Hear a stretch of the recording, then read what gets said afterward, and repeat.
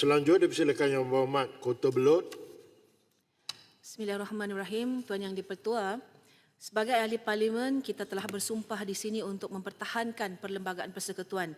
Maksudnya, apa sahaja proses yang melibatkan tindakan kepada undang-undang tertinggi negara ini, kami ahli parlimen sebagai penggubal undang-undang utama negara diberikan tanggungjawab yang besar oleh rakyat untuk memastikan setiap aturan dibuat adalah dibuat dengan penuh tertib, teliti dan paling penting keutamaan kepada rakyat dan negara sentiasa diletakkan di tempat yang tertinggi. Namun Tuan Yang di-Pertua, apa yang berlaku pada hari ini adalah satu proses yang sama dilakukan seperti sebelum-sebelum ini, seolah-olah tidak berlaku pun reformasi parlimen. Mengapa saya cakap begitu? Pertama, mesyuarat kali ini ada 20 hari persidangan dan daripada jumlah ini 12 hari ditetapkan untuk urusan titah diraja, manakala baki 8 hari bagi urusan majlis yang lain. Dan daripada 8 hari ini hanya ditetapkan 2 hari sahaja untuk kita, kami ahli-ahli parlimen, untuk membahas 2 pindaan besar melibatkan undang-undang tertinggi negara. Sudahlah hanya 2 hari sahaja ditetapkan, malah pindaan perlembagaan ini diletakkan di hari-hari akhir persidangan. Tuan Yang di-Pertua, ini bukan RUU potong pokok atau cabut rumput, ini adalah Perlembagaan Persekutuan. Mengapa kita mahu kekalkan tabiat ini walaupun kita laung-laungkan reformasi institusi? Apa susah sangat mau bentangkan pindaan ini daripada awal persidangan? Contoh, dalam mesyuarat kali ini sepatutnya boleh sahaja kita bentangkan selepas selesai urusan titah diraja tempoh hari. Berikanlah masa seluas-luasnya kepada semua ahli parlimen untuk berbahas. Tuan Yang di-Pertua, rakyat di bawah diberikan gambaran seolah-olah reformasi parlimen telah berlaku apabila kita luluskan Akta Perkhidmatan Parlimen sebelum ini. Rakyat tidak mahu tahu pengurusan penjawatan di parlimen dan sebagainya. Apa yang rakyat mahu tahu, apa perubahan, apa ketelusan, apa kebebasan yang diberikan kepada ahli parlimen untuk menyuarakan suara rakyat di dalam dewan ini. Ini belum lagi saya sentuh mengenai jawapan kepada soalan lisan, perbahasan kami yang tidak menjawab soalan, jawapan yang tidak lengkap dan sebagainya. Adakah parlimen ini benar-benar bebas dan mencerminkan pemisahan kuasa, atau parlimen masih lagi ikut kehendak eksekutif? Kesimpulan dalam hal ini, Tuan Yang di-Pertua, kalau kita mahu buat reform, buat betul-betul, jangan hanya retorik. Kalaupun ada tindakan, tetapi tindakan sekadar optik yang mahukan pujian, saya rasa tidak perlulah dibuat. Tuan Yang di-Pertua, berbalik kepada pindaan perlembagaan yang kita mahu luluskan hari ini, walaupun saya menyokong pindaan ini, saya punya pandangan sedikit berbeza mengenai tempoh jawatan seorang Perdana Menteri.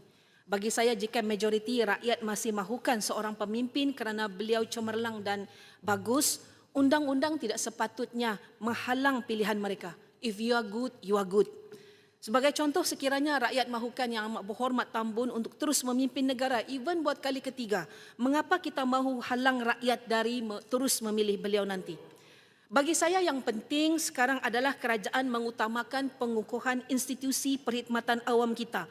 Perlu neutral, cekap sekaligus dapat membolehkan sebarang peralihan kuasa berlaku dengan lancar tanpa perlu paksaan undang-undang seperti yang kita bentangkan hari ini. Tuan Yang di-Pertua, saya ingin sentuh mengenai pasal 4(D)(A) yang jelas menyatakan bahawa tempoh perkhidmatan sebelum pindaan ini berkuat kuasa hendaklah diambil kira dalam pengiraan had 10 tahun tersebut. Saya secara peribadi beranggapan undang-undang baru bersifat prospektif dan bukannya retrospektif. Mengapa? Pertama, status semasa undang-undang. Seorang pemimpin yang berkhidmat pada masa lalu melakukannya berdasarkan peraturan dan undang-undang yang sah pada waktu itu. Kedua, diskriminasi atau targeting. Jika kita lihat kesan kepada retrospektif ini, sering dilihat sebagai usaha untuk menyekat individu tertentu daripada kembali berkuasa. Bagi saya, jika matlamat kerajaan adalah reformasi institusi, ia sepatutnya bermula dengan lembaran baru ataupun clean slate tanpa menghukum khidmat bagi pemimpin masa lalu yang telah disahkan dan terbukti dengan mandat diberikan rakyat pada waktu itu. Ketiga, kedaulatan parlimen. Parlimen sepatutnya menghormati pilihan rakyat dalam setiap kitaran pilihan raya tanpa disekat oleh rekod sejarah yang telah pun berlalu. Tuan Yang di-Pertua, kerajaan dan kita semua di sini perlu belajar daripada sejarah. Kita jangan biarkan kelompongan pindaan perlembagaan tahun 2022 berulang. Pada waktu itu, kita mahukan semua pindaan dibuat dengan segera. Nah, sekarang kita tengok, masih boleh melompat tanpa melompat. mudah dimanipulasi dan memberikan kelebihan kepada parti yang memerintah negara. Dan untuk rekod, saya sokong apa yang telah diutarakan oleh Bakri tadi, iaitu berkenaan memberikan peruntukan yang sama rata kepada semua ahli parlimen tanpa mengira kerajaan atau pembangkang. Itu reformasi yang kita mahukan. Itu saja Tuan Yang di-Pertua. Sekian, terima kasih. Terima kasih Yang Berhormat Kota Belud. Dipersilakan Yang Berhormat Kapar. Terima kasih Datuk Timbalan Speaker. Bismillahirrahmanirrahim. Assalamualaikum warahmatullahi wabarakatuh dan selamat sejahtera. Sikit pantun. Bulan Ramadan, bulan puasa. Agar kita semakin bertakwa. RUU Perlembagaan 2026 mahu dipinda. Kapar Syur Fik Aulawiyat. Panduan utama. Yang lain boleh lagi ambil kan. Tuan Yang di-Pertua, kita membincangkan had tempoh jawatan Perdana Menteri kepada 10 tahun. Prinsipnya baik. Kuasa tidak wajar terlalu lama tertumpu pada seorang individu. Namun, izinkan saya tegaskan, isu sebenar negara ini bukan hanya tempoh, tetapi struktur kuasa. Jika struktur itu tidak berubah, jika pemusatan kuasa terus berlaku, maka had 10 tahun hanyalah perubahan kosmetik.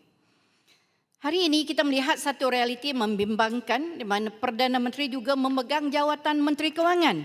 Ini bermaksud kuasa menentukan dasar negara dan kuasa mengawal perbendaharaan negara berada pada individu yang sama.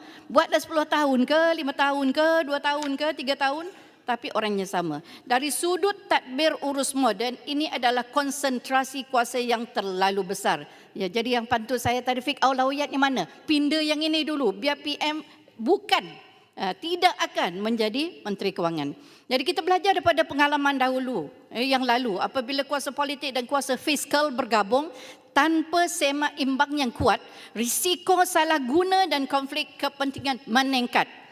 Negara seperti UK memisahkan jelas peranan Perdana Menteri dan Chancellor of the Exchequer. Di Jepun, Perdana Menteri dan Menteri Kewangan juga berasingan. Mengapa? Kerana pengurusan fiskal memerlukan semakan dalaman dalam kabinet itu sendiri. Pengasingan jawatan ini bukan soal kepercayaan kepada individu, tetapi soal membina sistem yang tahan uji. Kedua, jika benar kita mahu perubahan sistemik, maka pemisahan fungsi peguam negara dan pendakwa raya mesti dilaksanakan. Okey, esok kita insya-Allah ada RUU-nya. SPRM dan SPR perlu benar-benar bebas dengan pelantikan melalui jawatan kuasa pilihan khas Parlimen. Bukan Perdana Menteri yang melantik Ketua SPRM dan SPR-nya. Had tempoh tanpa kebebasan institusi hanya menukar orang, bukan membetulkan sistem. Ketiga, pengukuhan Parlimen. Parlimen mesti menjadi benteng semak imbang. Jawatan kuasa pilihan khas diberi kuasa sebenar memanggil saksi. Laporan fiskal dan hutang negara dibentang secara berkala dan terperinci. RUU berkaitan kewangan diberi masa perbahasan yang mencukupi. Kita tak cukup masa untuk bahas tentang kewangan. Apatah lagi jika Perdana Menteri juga adalah Menteri Kewangan.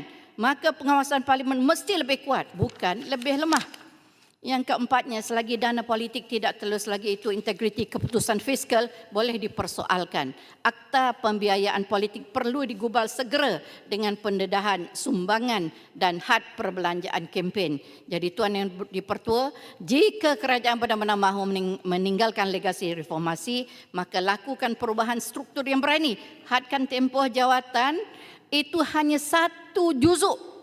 Asingkan jawatan Perdana Menteri dan Menteri Kewangan, itu aulawiyat.